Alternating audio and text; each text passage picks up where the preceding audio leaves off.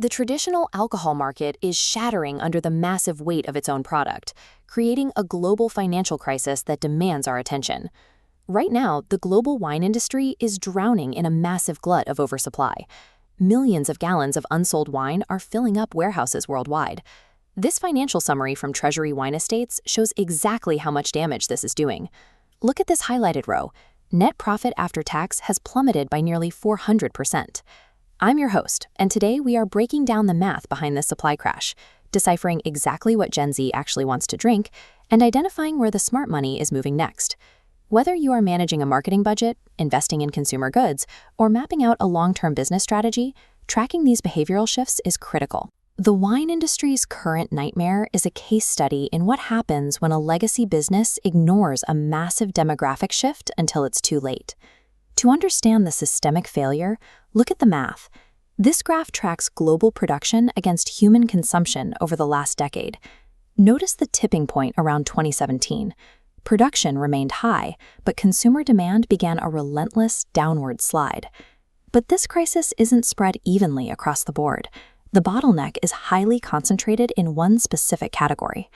Looking at this stock-to-sales ratio chart, the massive spike in this dark blue line shows traditional red wine creating a historic backlog.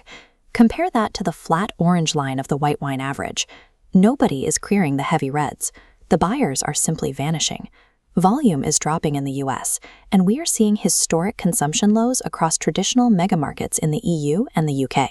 Even China, which the industry once viewed as its ultimate growth savior, is failing to absorb the excess. This chart shows the country's wine consumption falling off a cliff after its 2017 peak. Geographic expansion cannot fix a demographic rejection. The core issue is the consumer profile, not the map. So, who is actually rewriting the rules of the alcohol market? This breakdown of consumption occasions shows the generational changing of the guard.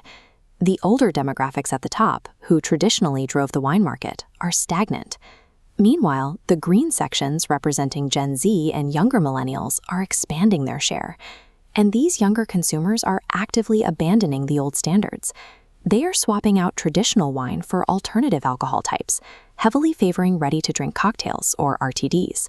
It's a cultural lifestyle shift. Formal, heavy evening dinner parties are out. Casual, daytime social connections focused on moderation are in. These shifting occasions dictate a change in flavor preferences.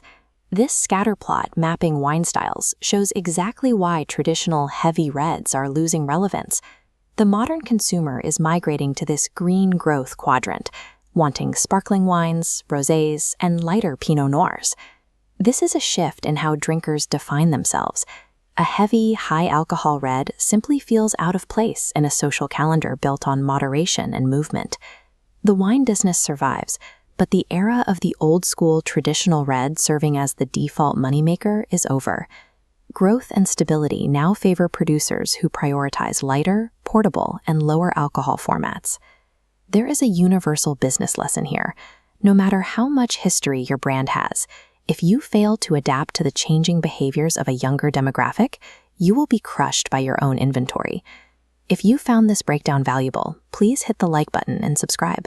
It helps us continue to produce these deep dive analytical videos. Let me know in the comments which industry you want us to investigate next. If you leave a comment, we'll send you a link to download the raw data charts from this episode for free. Thanks for watching. Market resilience depends on spotting these human patterns in the data before the surplus becomes a crisis.